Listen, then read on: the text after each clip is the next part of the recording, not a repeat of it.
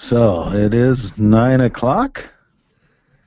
We're ready to go here. I guess we'll get started. So again, Nick Paulson is here with you this morning, As well as Gary Schnitke. and hopefully you're here for the Farm Bill webinar, one of the many in the series that we've been doing. And as Gary said a few minutes ago, we are coming down to the wire here in terms of approaching the deadlines.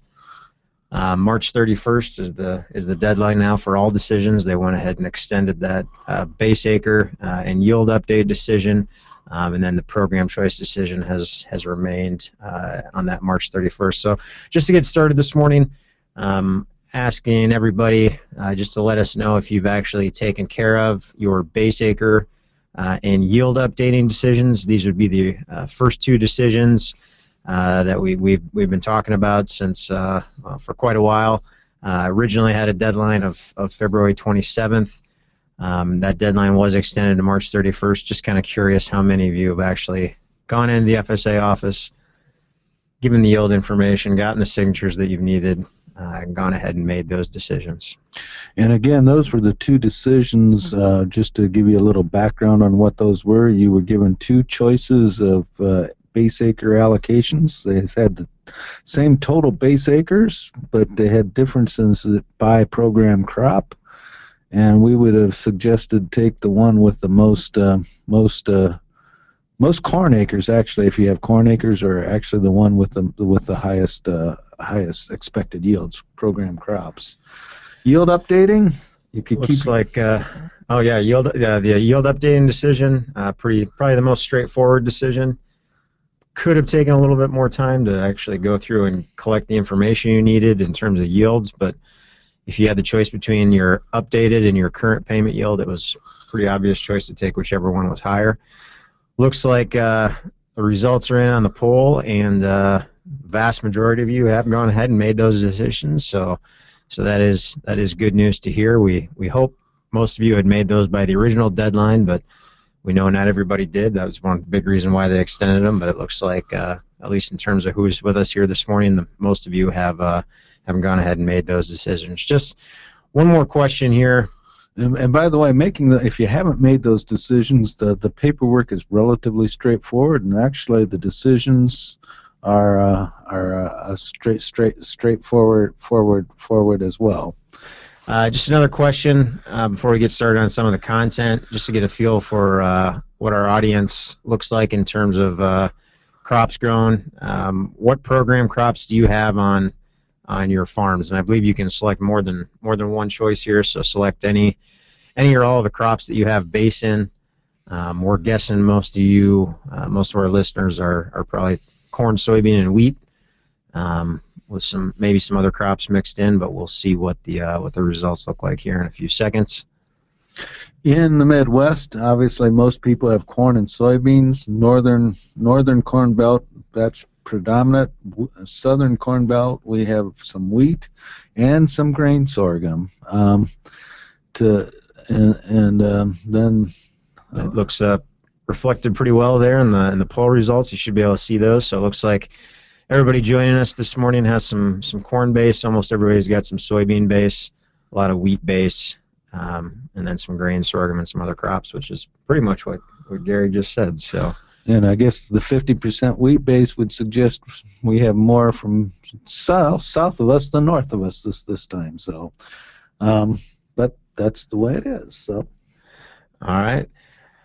Every time we do one of these webinars or give one of these presentations, a lot of work went into all the content that was developed, everything that you're going to see this morning, everything we're going to talk about, everything we've been using in our education effort over the past, close to a year now, has been part of a project that is really a team of people here that have worked together.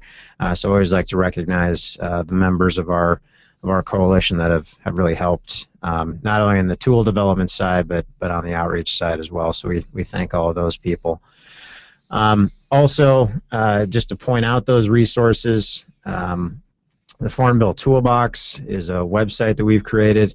Really view that as kind of a one-stop shop for all the resources that you might need, all the information you might need as you have made or as you continue to make these Farm Bill decisions prior to that March 31st deadline. So you can see the URL to the website there, the Farm Bill Toolbox.farmdoc.illinois.edu. It's kind of a long address, really easy to find on the web. Go to your favorite search engine and type in Farm Bill Toolbox. It should be the very first one that comes up in the search results. On that website, we got the 7 steps to help with those decisions, along with a number of other resources. A lot of our archived webinars, you can go back and listen to the ones that we've done in the past, calculators and tools, articles that we've written for FarmDoc Daily, and other resources as well. Just to show you what that website looks like, this is the front page of the Farm Bill Toolbox. That's that site that you saw the address on the previous slide. You can see here there's kind of four main sections. The program crop decision steps. If we click on that link, that would actually take you into that 7-step decision process. We have our online tool, the APAS tool here in the top right. Bottom left is the FAST tools. We'll show you an example of one of those a little bit later. And then if you scroll down, there's some archived resources. Again, everything that we've done in the past, whether that be some articles that we've written, the seminar information about the seminar series that we had, archived webinars, frequently asked questions, and things like that. So that's a great place to go. Can't cover everything in an hour, but everything you'd need to help you make the Farm Bill decisions is accessible through that Farm Bill Toolbox website. Okay. All right. Just again to remind everybody, there are three decisions in this Farm Bill: the updating payment yields and retaining or reallocating base acres. Again, those first two had the original deadline of February 27th. They have been extended to March 31st. And then the program decision, which is what we're going to spend most of our time, or the rest of our time here this morning talking about. So the decision between electing the ARC County program, the ARC Individual program, or the price loss coverage target or reference price program for your commodities with base or for your FSA farms on your operation. That has that same deadline of March 31st. Each one of these decisions is made on a FSA farm basis. So we always like to remind people when we're going through here this morning and we talk about farms, we are talking about FSA farms. In most cases, an operation is going to be dealing with whether they're renting or they might own multiple FSA farms. So you're really making decisions on each one of those units, each one of these 3 decisions on each one of those units. And also like to emphasize that these decisions are a one-time shot for this Farm Bill. So they are one-time, irrevocable.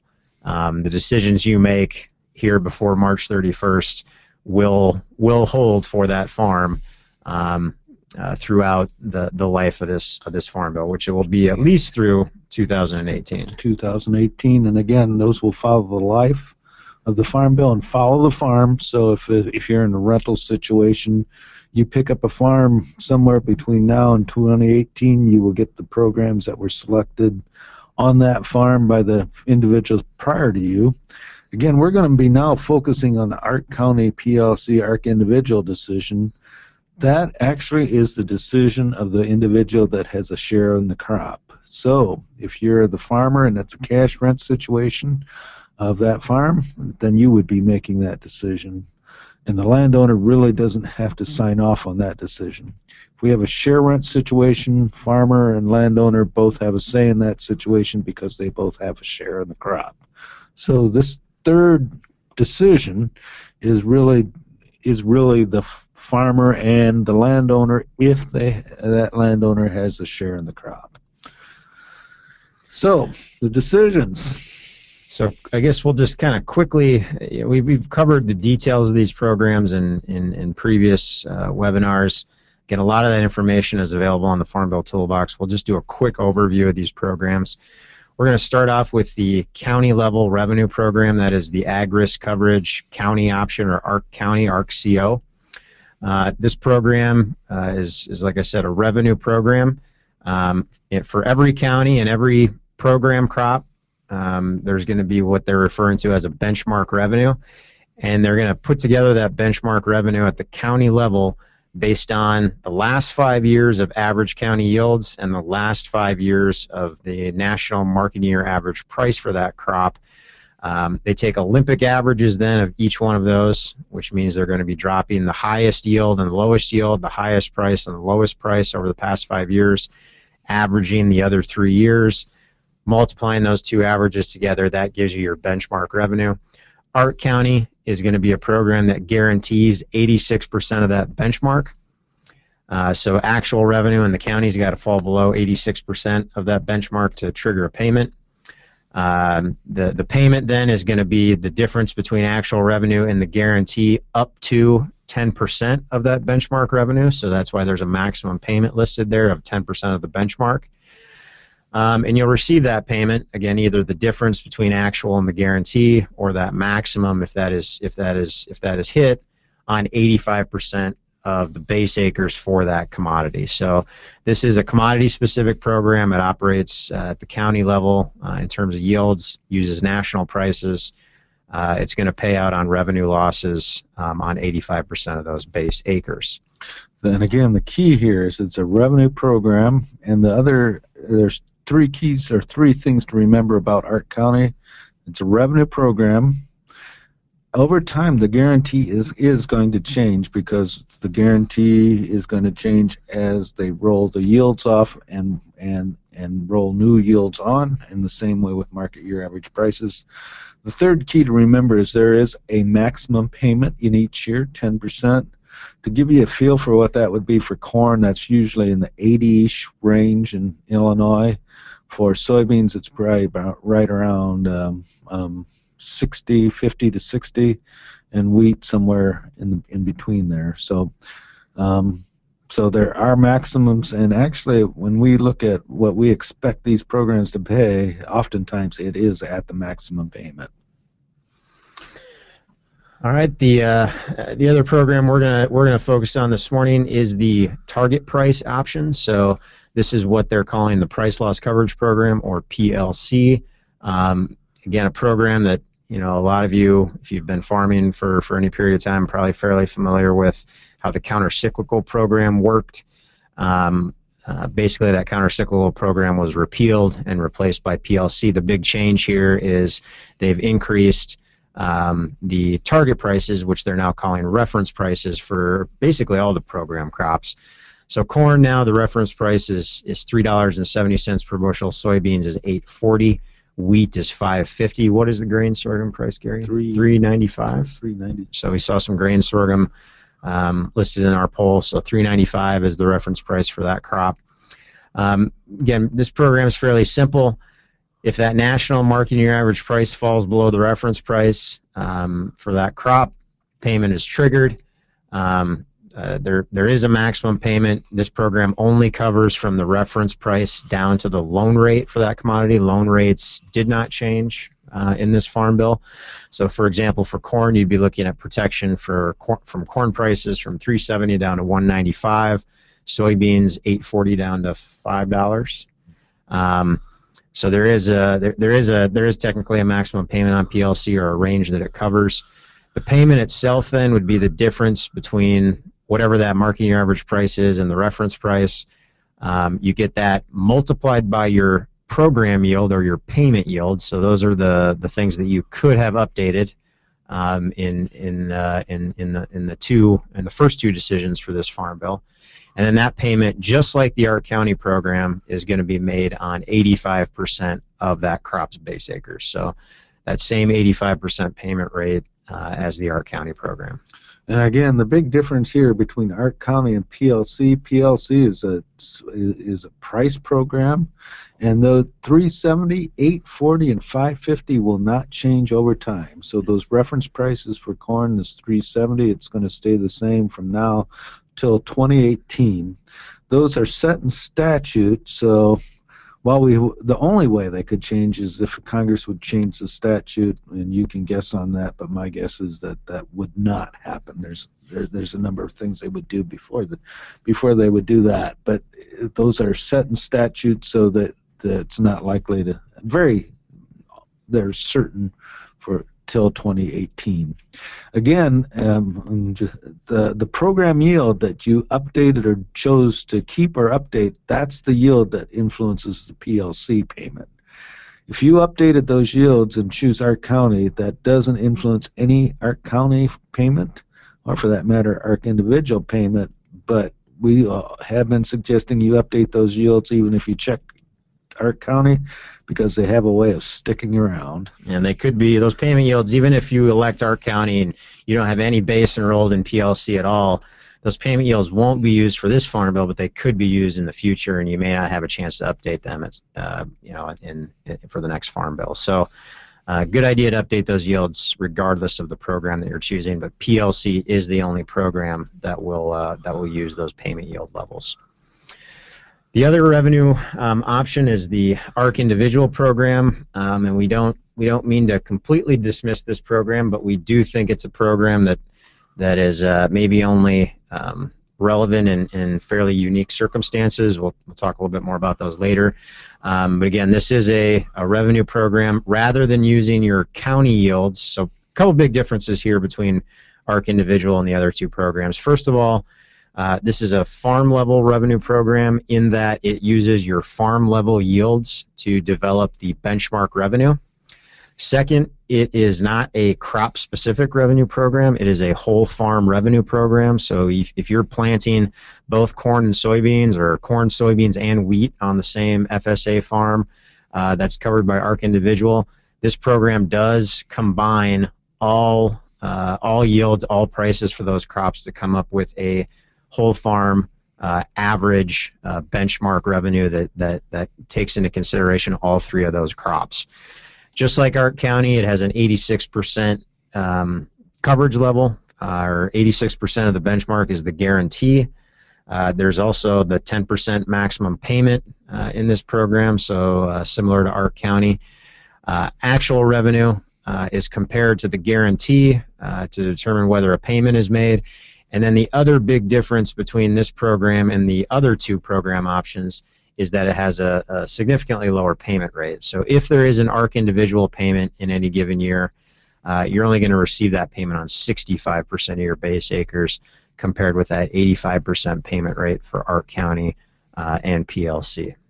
Yeah, and here's the situations where it will fit.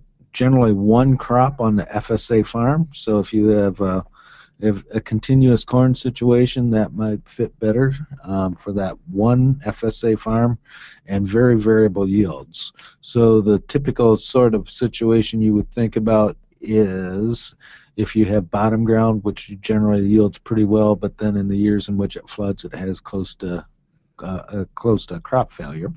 So those would be the situations in which this ARC individual would work the best. And again, that 65% and blending the crops is pretty hard to overcome in a lot of situations. All right, so with that quick overview of the programs, again, the deadline is the 31st on making the choice between those three. It's just a poll question here.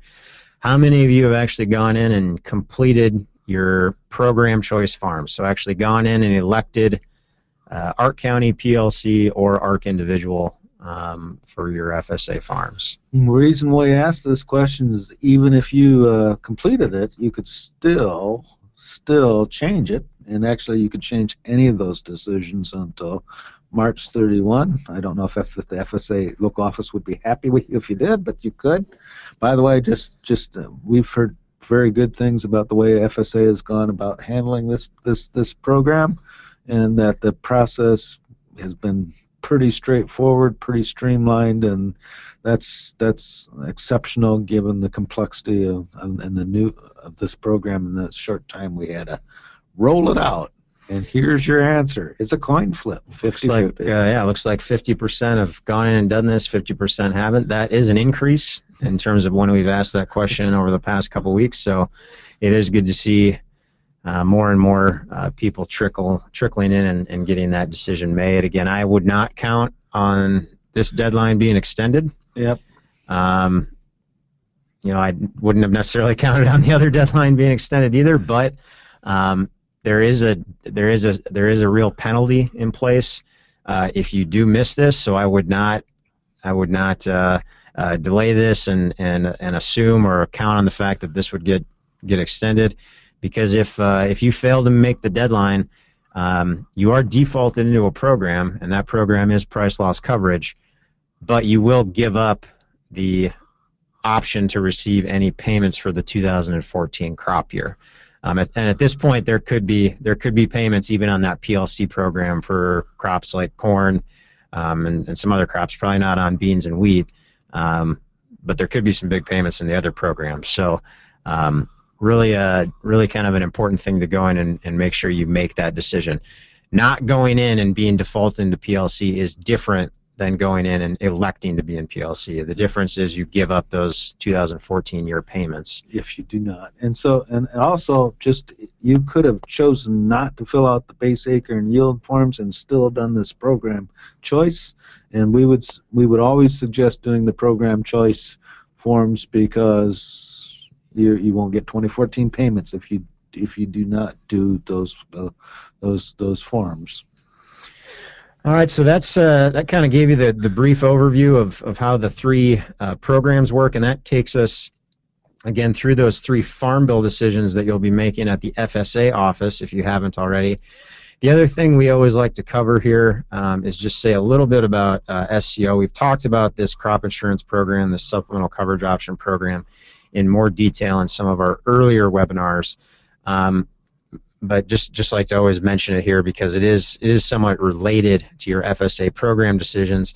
So SCO is a new crop insurance program that was introduced in the Farm Bill. It's being rolled out for the 2015 crop year for the first time.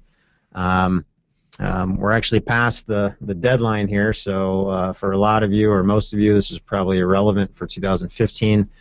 But SCO is a supplemental insurance program. It's got an 86% guarantee at the county level. It's a program that's going to cover part of the deductible on your underlying individual policy, so it's key here that everybody understands you have to buy some sort of underlying combo product to even be able to purchase SCO. So you need to buy some coverage level for RP, HPE, or YP, one of those individual products, to even be able to buy SCO. It is a program that's county triggered, so even though it has a pretty good subsidy rate, you can see up there a premium subsidy at 65%. Some opportunities out there to maybe lower your individual coverage if you were at 85% in the past, maybe come down to 75% on your RP or your YP plan and add SCO on top of that, and save a few premium dollars. But we've pretty much been consistent in cautioning against that, just because it is a county triggered program. It's not going to offer the same level or quality of risk protection as an individual program like RP or YP. So again, the sales closing date's passed, so maybe not a real important thing to spend too much time on this morning, but the relationship between SCO and your program choice is if you have any crop base on any of your farms enrolled in either one of the ARC programs, either ARC County or the entire FSA farm enrolled in ARC Individual, those acres are not eligible for SCO coverage. So important to probably kind of talk that through with your crop insurance agent, because there is a penalty, especially in future years. There is a penalty. You'd have to give up about 20% of your premium on SCO if it's found out that you're trying to insure ineligible acres because they are covered by one of those ARC programs. So again, sales closing dates passed, I'm guessing, for most of our listeners this morning, but again, something to think about in terms of the relationship between your FSA program choice and this SCO crop insurance program. All right, so now we get down, so we're going to tell you all we know, and right now, between now and March 31,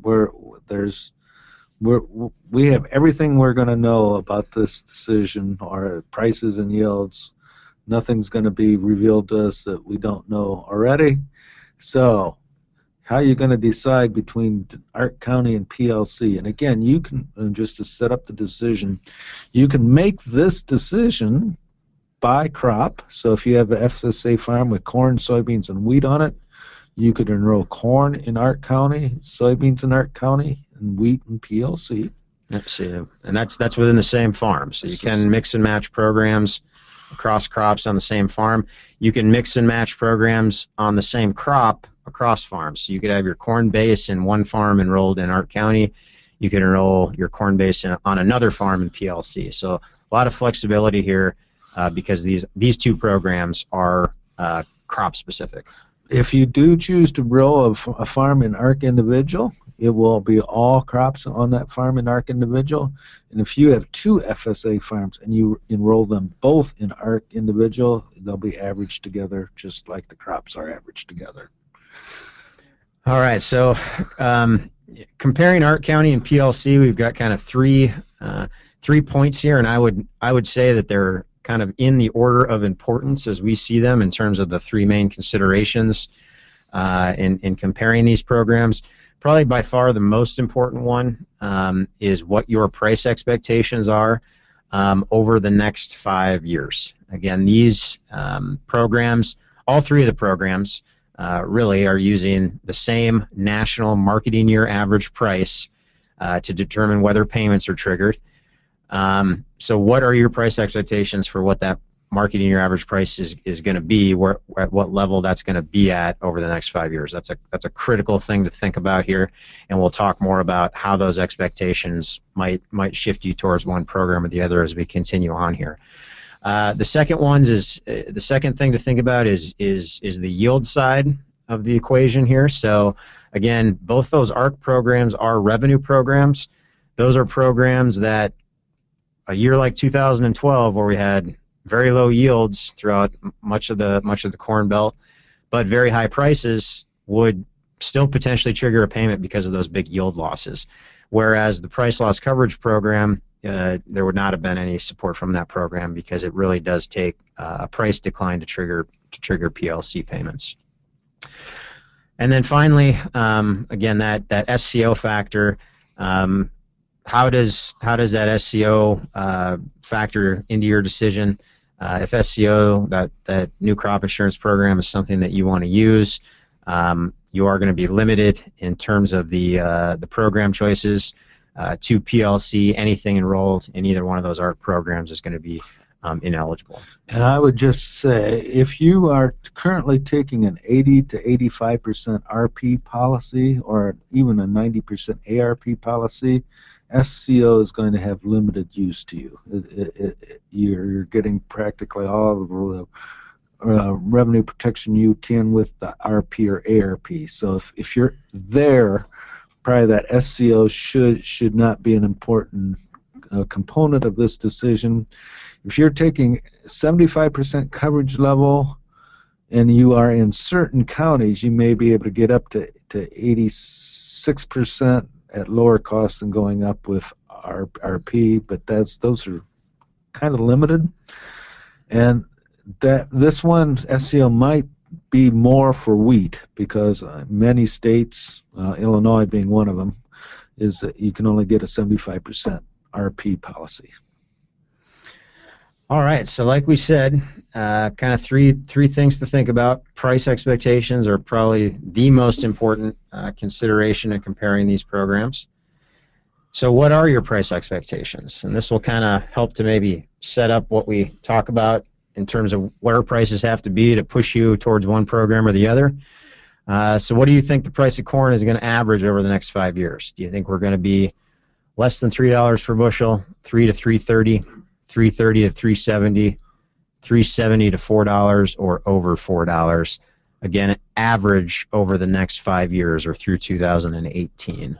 And again, yeah, this is making this program choice decision would be easier if we were sitting in 2019 and had all these realizations.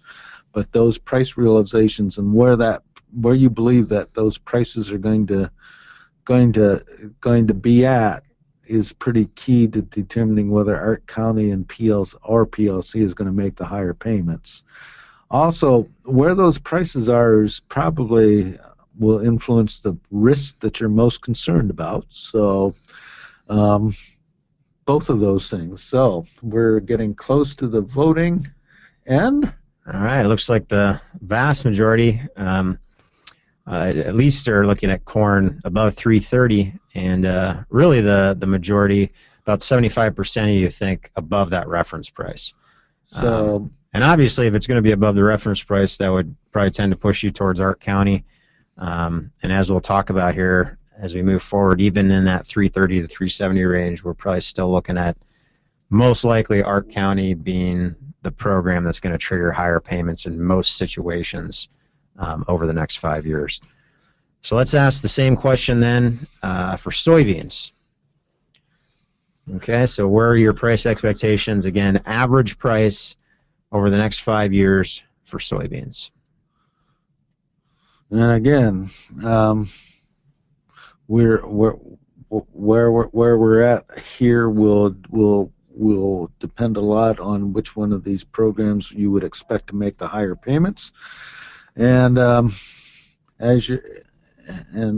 obviously 5 years is a long time to be making these price expectations, but again, these are pretty key to determining which one of the programs that we're going to be taking. The reference price for soybeans is $8.40. You've completed your voting, and there's nobody who thinks beans will be below $8, so that's makes it an easier choice for soybeans. Soybeans, and we'll see here. As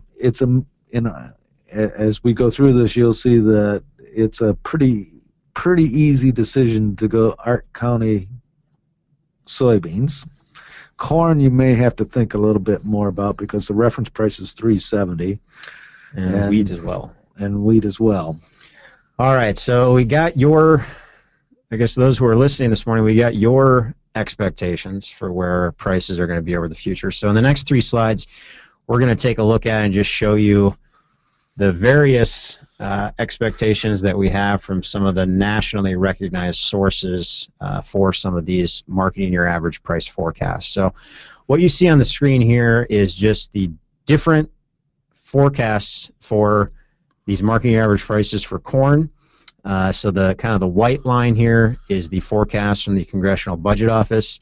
The yellow is from the USDA. Orange is from the Food and Agricultural Policy Research Institute at the University of Missouri. And the green one is something that I guess we've worked to put together. We've included this futures hybrid is what we're labeling it here. This forecast is also included in our online APAS tool. You can use those price forecasts to compare the programs. But the real idea we want to get across here is that all these forecasts differ, and you can see that the range that they fall in. And for example, USDA and CBO, by the way, those are both the government, and they don't even agree with one another, so there's a bad joke in there someplace. But if the government forecasts are actually for 2014, 15, 16, and USDA continues to be below 370, the reference price, and obviously if you're below 370, you're going to favor more PLC. CBO price forecast goes above it. FAPRI, on the other hand, after 2014 is above the reference price in all years, and they use a structural sort of model to forecast things. So that would push you more towards ARC County. The futures hybrids, that, and just to provide some rationale for it, is it's basing our price expectations on what the futures markets are saying. And right now the futures markets would be projecting sort of prices in the 4-ish to even a little bit above 4 in the out years. The dotted blue line is what the 5-year Olympic average could do over the next 5 years, and we'll come back to that point here in a minute. Yeah, I think maybe the other key thing, we'll show you the same charts here for soybeans and wheat as well, but the key thing here for corn is we have some of these national forecasts kind of consistently at or below that 370 reference price. So if that's where your price expectations lean, again, it's a tougher choice between PLC and ARC County.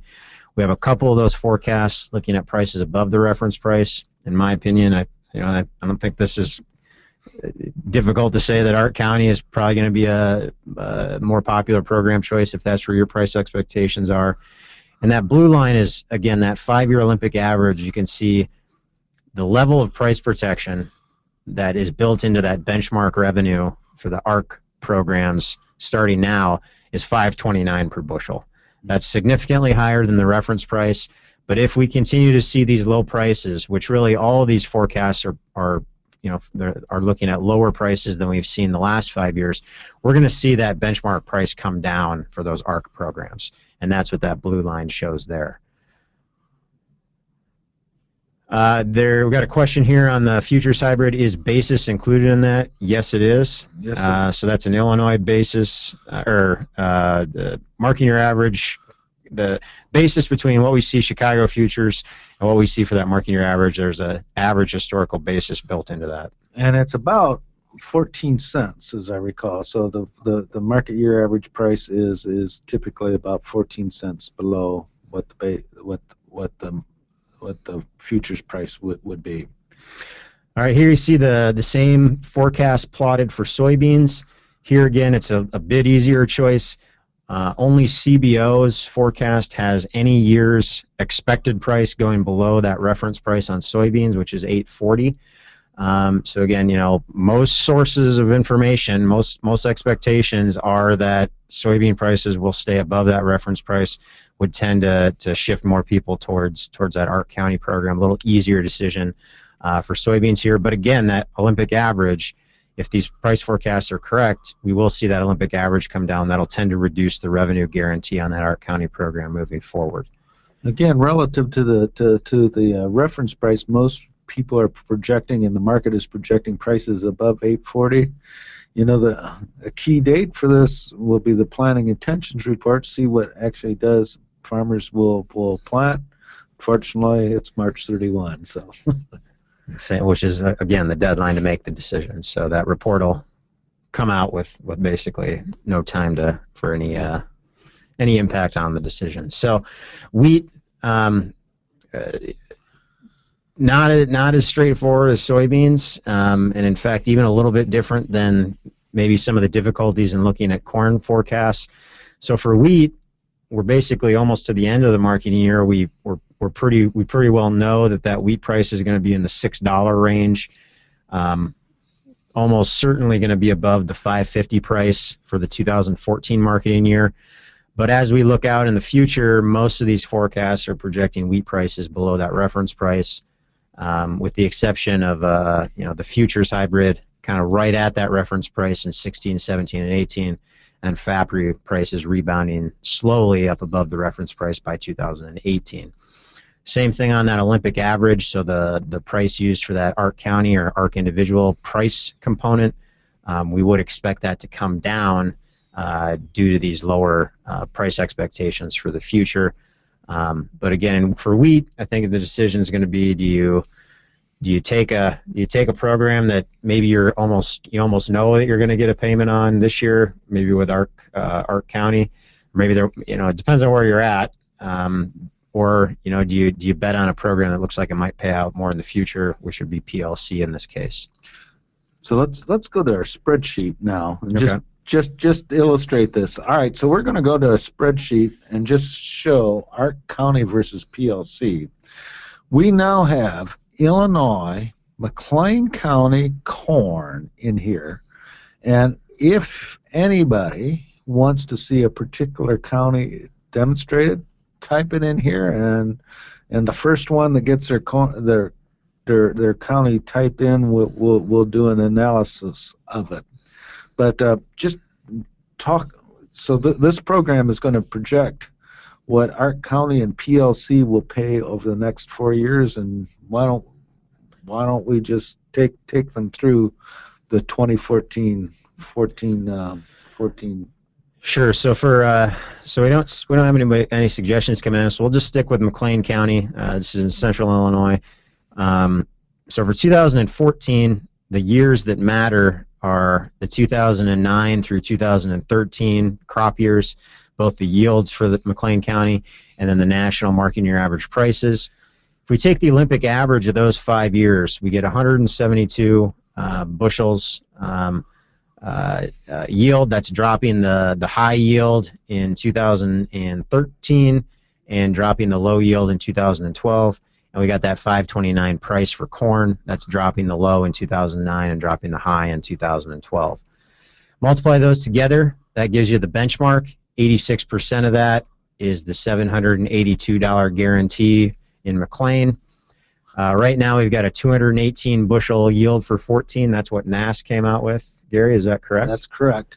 And actually, after this, we're going to show maps with all the projections by county, but 218 was the NASS projection for 2014. That's the NASS yield. That won't necessarily be the same as what FSA uses. The FSA yield for this case could be below that, a couple bushels. It really doesn't matter. It's solidly zero for this year. All right, but if we use that 218 bushel yield, and 370 is what the latest WASDE report from USDA listed in terms of the expected 2014 price for corn. That's the midpoint of the range in their March report. Again, we won't get another report before the deadline, so that's the best price estimate we're going to have before March 31st. That would imply a 0 ARC County payment, and since we're right at that reference price, we'd also be looking at a 0 PLC payment in McLean County. That price still could move. In fact, last month they had it at 365, so it does move around. Let's say that final price came in at 365. We'd be looking at a $7 PLC payment for this farm. Still be looking at a 0 ARC County payment just because that yield was so high for 2014 in Central Illinois. So we have a question. Do you use NASS or FSA? We're using NASS yields in this projection because FSA is not going to come out with their yields until this summer, probably August. But the program will use FSA yields. FSA yields, and FSA has a little different formula for calculating their yields. They take total production in the county reported by NASS and divide it by planted acres minus FSA failed acres. So it's a hybrid. So now we went to Effingham County because we had a request for Effingham County, and I am looking up Effingham County's projected yield right now, and it is 196. So good year in Effingham County as well. Effingham County would be a similar story here. Again, at a 370 price, there would be no PLC payment. There would be no PLC payment anywhere.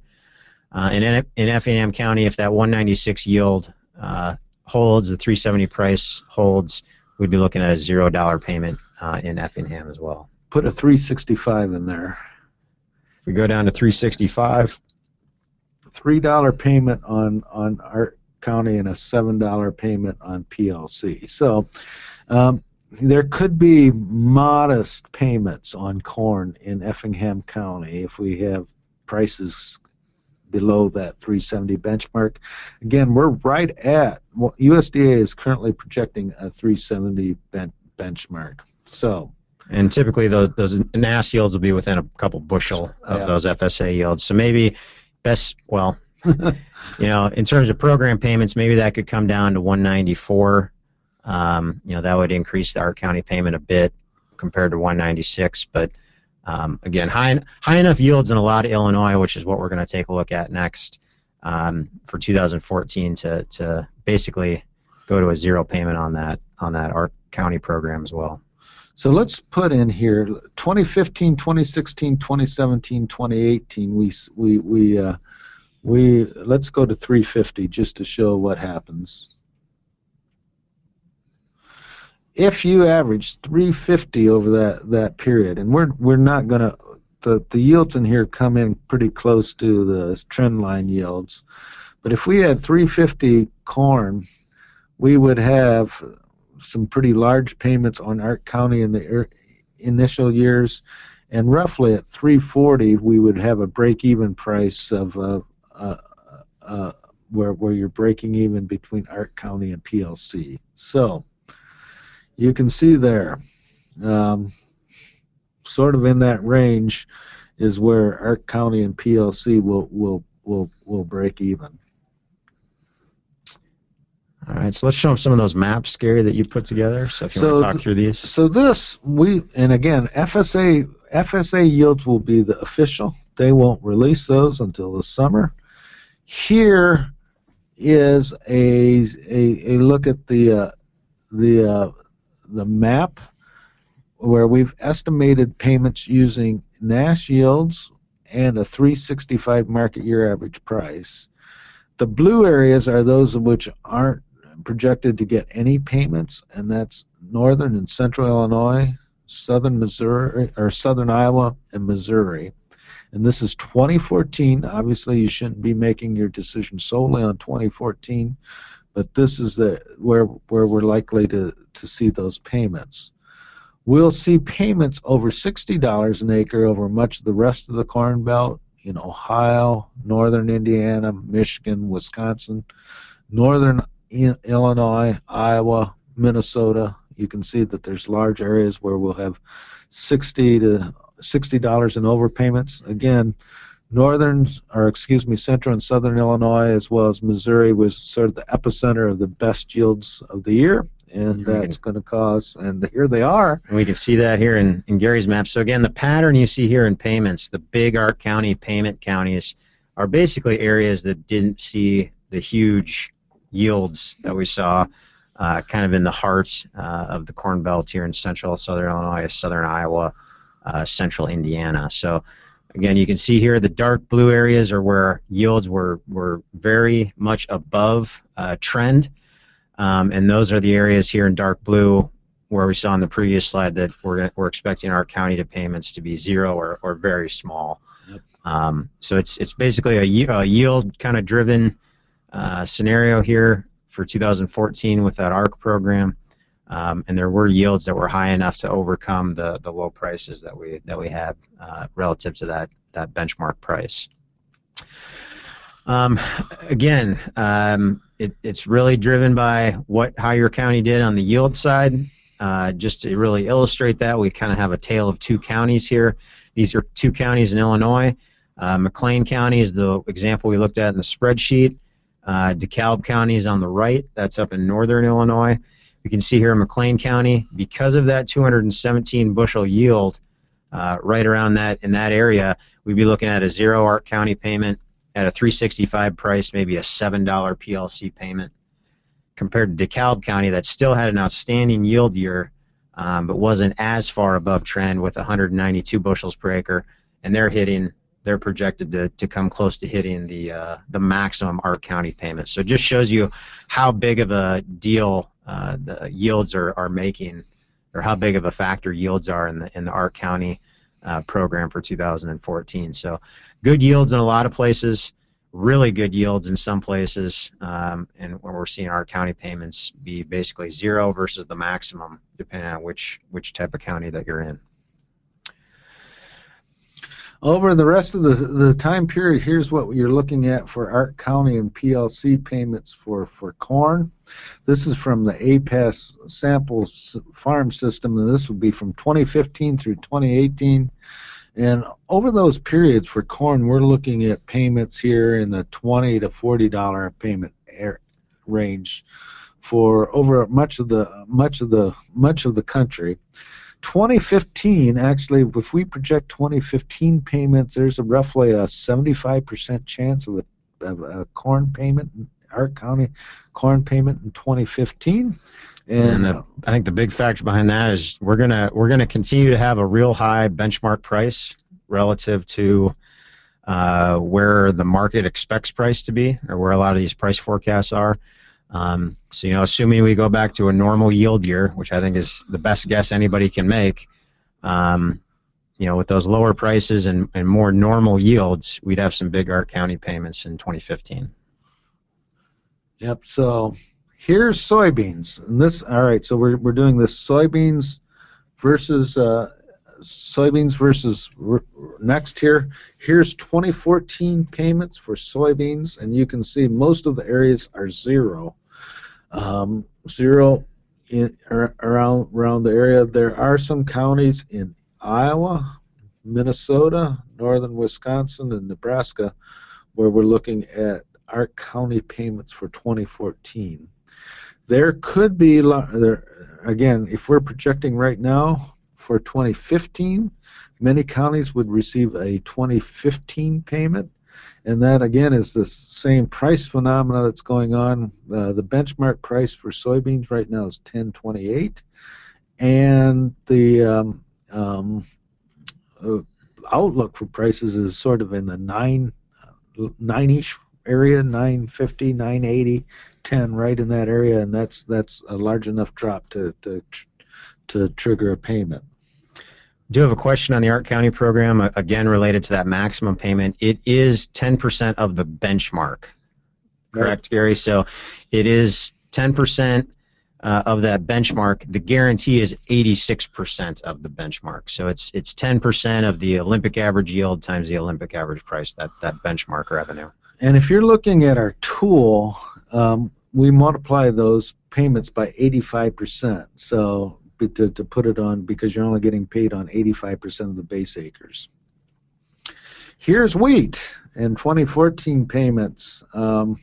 You can see there are a couple counties in Illinois where we're projecting wheat payments, but there's a lot of counties in Kansas, Oklahoma, and Texas where there will be projection of wheat payments, as well as Washington and Oregon. So in the wheat areas, they may face a tough decision, especially in Oklahoma and Kansas, because they're looking at some pretty large payments this year. But if the next several years, PLC might make higher payments. All right. So again, kind of getting back to those poll questions we asked you on corn and soybeans, and just to kind of keep on emphasizing the how important price expectations are. Done a lot of analysis here looking at counties across the country, and have kind of come up with price levels where that PLC prices below that level start to kind of favor the PLC program. Average prices above that level kind of favor the ARC County program for the three main crops here. So for corn, again, the 370 reference price, but we're looking at a breakpoint price or a break-even price for the programs in the 330 to maybe 340 range in most counties. So it doesn't just have to be below 370.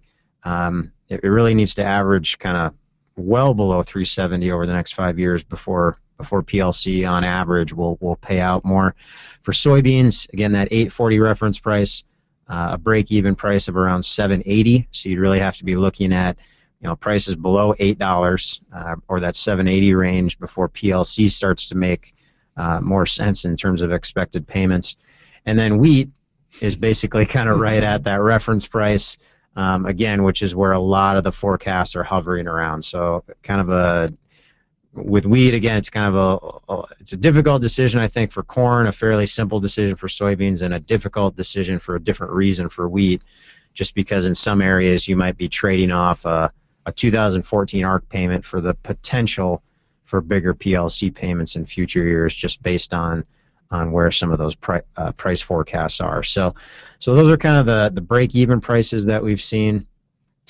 We do have a question on the market year average price that's used for all these programs.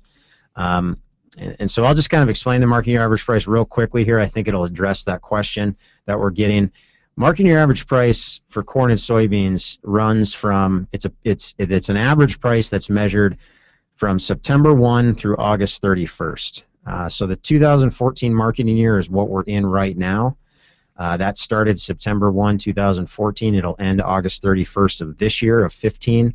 And the way USDA measures that marketing average price is they take a weighted average of all the grain, corn and soybeans that are sold during that time period. So it is weighted by, if in certain months, certain times of the year, more corn and beans are sold than in other times, and it is a weighted average based on the sales that are made each month. And it is supposed to be a measure of the average price received across the country by farmers for corn and soybeans throughout that entire marketing year. Same concept for wheat, although the marketing year for wheat runs June 1 to May 31st. So again, we're almost at the end, a lot closer to the end of the 2014 marketing year. That'll end here at the end of May.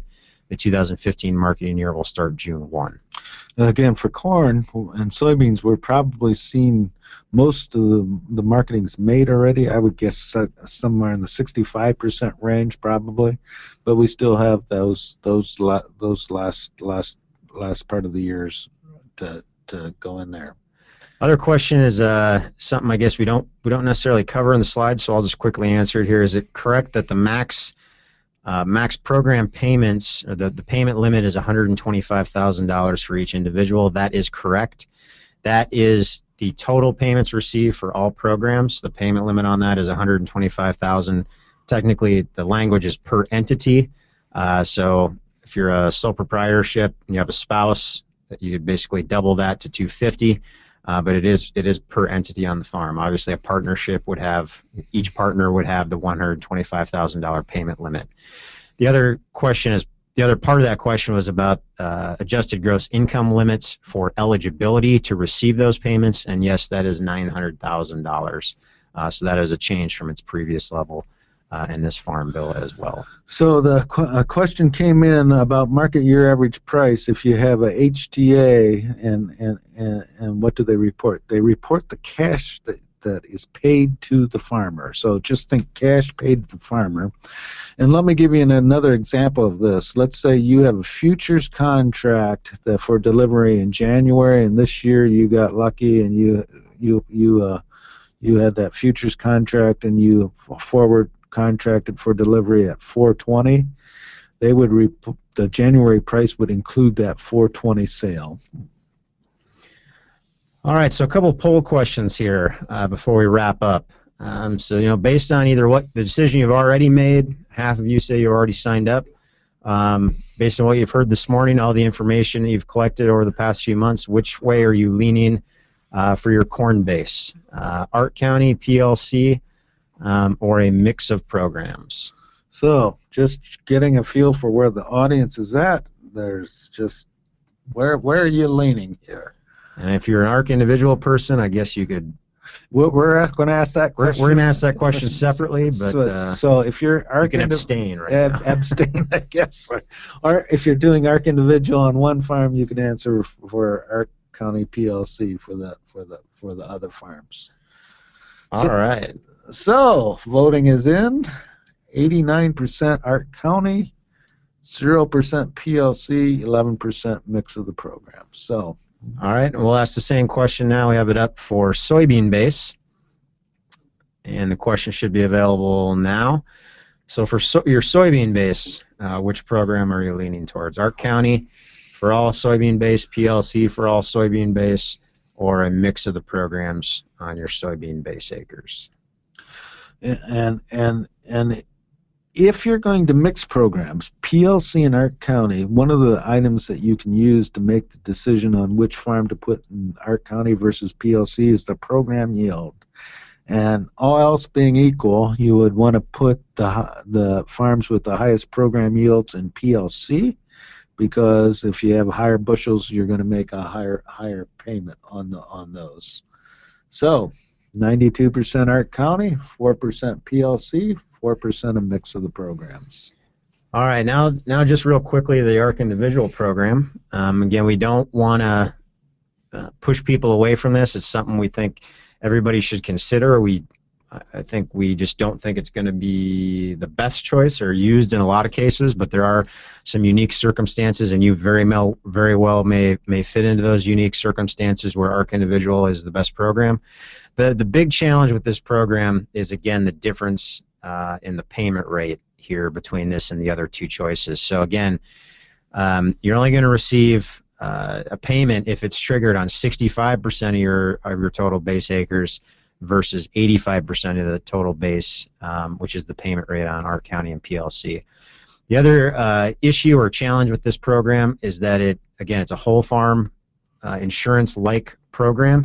So when you start combining your soybean revenues with your corn revenues or any other crops that you're planting on the farm, there is kind of a natural diversification effect there that's going to make it harder to trigger a whole farm revenue payment. So what I mean by that is you may have a poor year for corn, your corn yields might be down for whatever reason, but your bean yields might offset those, and your whole farm revenue number is going to be a little bit more difficult to trigger or come in below that guarantee to trigger a payment. It's also relatively complex.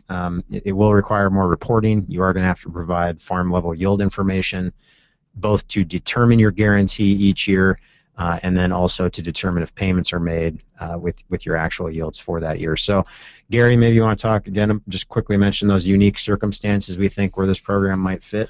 Yeah, and we typically think of this as fitting in a high-risk area with one crop. So in the Midwest, it might be river bottom ground where you're planting continuous corn, and it has high yields in some years, and then when it does get hit, it has an extremely low yield. Variability is key for this program. So irrigated corn, which is very steady, would probably not be a good candidate for this, but variability is the key for this program. All right. So final poll question for this morning. Now that we gave that glowing recommendation for ARC individual, is anyone considering ARC-IC for any of your FSA farms? Again, we do think there are situations where this program makes sense. This was a program that was included for a reason, really driven by a lot of folks out in the western part of the U.S., where counties are bigger, individual farms maybe aren't well represented by the county, which is a little bit different than what we see here in the Midwest, where our counties are smaller, things are a little more similar across the landscape. And it looks like few of you are considering it, so this is probably what we'd expect. About 10%, 9% of you are considering ARC individual. The majority are not. And one other thing about ARC individual, if you get two dissimilar farms, don't put both of them in ARC individual. Here's another situation. Let's say you're in, I can keep coming back to Saline County, Illinois. You have river bottom ground there, and you have land that's on the hills. Both of them are variable yields, but they tend to be different low year yields. The river bottom, when you have a lot of rain, and relatively good yields and drought. And the highland, opposite of that, you wouldn't want to put those two together. All right, so that kind of brings us to the end of our content here for this morning. So I just want to remind everybody about some of the additional resources that are available out there on the web. So again, here on the screen, you see the address for that Farm Bill Toolbox website that we have here at the University of Illinois. Also the APAS tool, the Agriculture Policy Analysis System that we put together as part of this big education project with our coalition. You can see screenshots of both of those. Both of those websites link back and forth with one another. Again, a lot of archived resources on that Farm Bill Toolbox website. And on the APAS tool, you can get in and get into your county, enter in some information for your individual farm and the Build Your Own Farm option, and really take a closer look at comparing these programs at different price levels and things like that to help you make your decision. That being said, there's not a whole lot of time left, again, to make these decisions. So, again, really encourage everybody to get in, make appointments, call the FSA office, make sure you are scheduled to get in and get that paperwork taken care of by the March 31st deadline. Again, sounds like a lot of you already did your payment yield update and your base reallocation. Hopefully maybe a lot of you took care of those before the original deadlines. But the big one here is the program choice. There is a pretty potentially stiff penalty for not getting that done by the deadline, again, giving up 2014 payments as well as being defaulted into that PLC program. So, and we're almost at the bewitching hour there. The alarm bell is going to ring, and then you'll be done. So. All right, so just make sure you get in. Again, FSA offices have been doing a great job. The handful of farmers I've talked to that have gone in and done this, it's really a pretty simple process. There's maybe 3 pieces of paper, a piece of paper for each decision to fill out, maybe a couple pieces of paper for one of them, and you're just going to have to do that for all your farms. But if you come in with the info and your decision's kind of ready to go, it doesn't take too long in the office at all. All right, that brings us to the end of the webinar this morning. We went a few minutes over time. Tried to answer all the questions that came in. If you have more questions following the webinar this morning, again, please go to the Farm Bill Toolbox. You can see there on the screen now we have the email account that you can contact us at to get questions answered, as well as the telephone number that you can call to get questions answered. This webinar will also be archived and available to access at that Farm Bill Toolbox website under our webinar section. It does take us up to 24 hours to get this processed and get that video up there. Once we get that up there, we'll also have the slides that we used today available for download as well. So with that, I want to thank everybody for being here this morning. Thank you. Go watch some NCAA basketball. Enjoy the first weekend of the basketball tournament, and enjoy the rest of your day. Thanks.